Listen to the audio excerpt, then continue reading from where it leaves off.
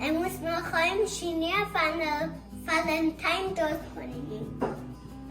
اول باید دستمون رو بشوییم.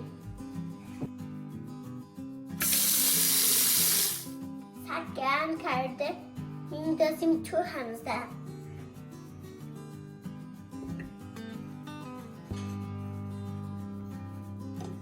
باید کاو هم بزنیم.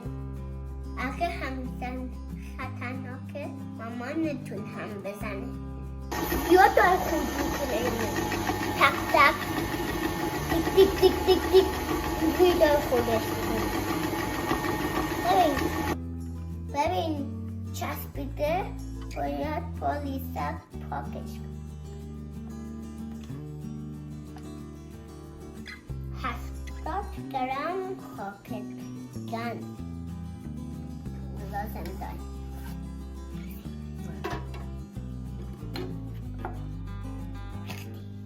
من گذاشتم رو درجه کم هم بخوره.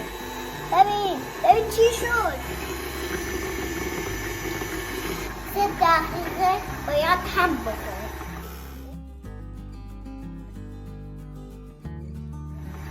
یکم تندتر.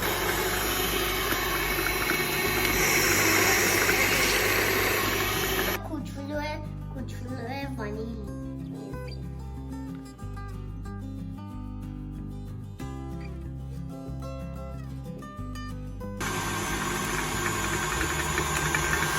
انقدر هم بخور که تا سفید بشه.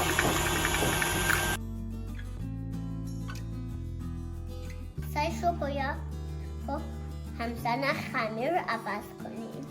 اگه نداریم مامان باباتون با نوک انگشتاتون گرز بدن. فرض بدن. یه کوچولو بخوریم ببینیم خوبه. ببین سرش رو عوض کردیم. حالا یک کپ آرد لازم داریم. ریختش. باید 3 بار علق کنیم ولی من یه بار علق میکنم. خیلی سفته، من قویم.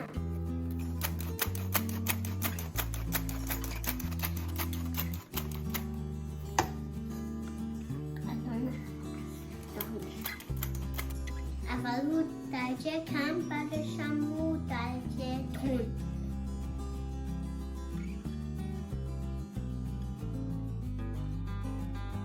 اینو هم خیلی خوشمزه است.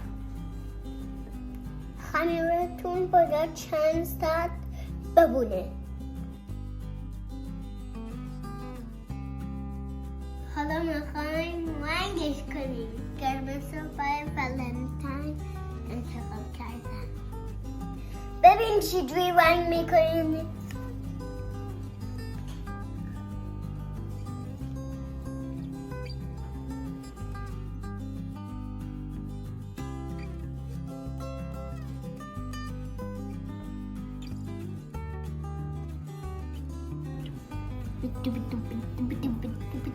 باید نازکش کنیم.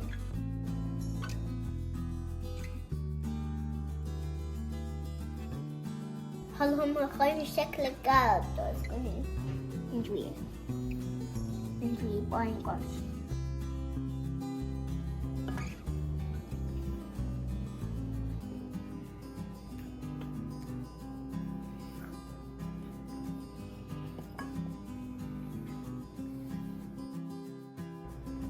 وقتی که فرتون گرم شد بذاریم تو فر. 10 تا 15 دقیقه. فرو بذاریم رو 350 درجه.